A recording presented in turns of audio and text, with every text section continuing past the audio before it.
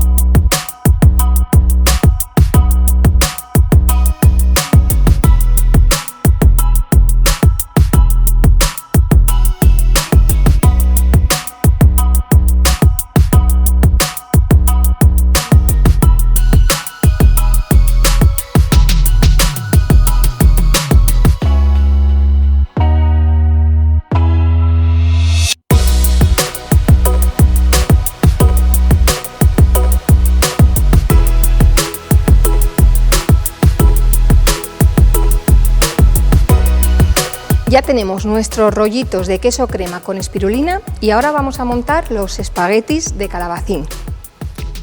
Vamos a ponerlos en una fuente.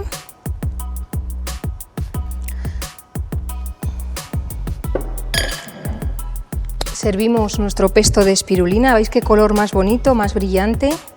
Mira qué bonito. Esto ya al gusto, porque la espirulina tiene un sabor bastante fuerte a mar. Servimos así y le vamos a dar una gracia con un poquito de queso parmesano rallado, que sabéis que tiene mucho calcio y bueno, nos va a agrandar un poquito los beneficios de esta receta. Y terminamos. Aquí tenemos nuestras dos recetas, nuestros rollitos y nuestros espaguetis, todo color verde, veis qué bonito, ¿verdad? Seguirnos en nuestro canal y nos vemos en la próxima receta.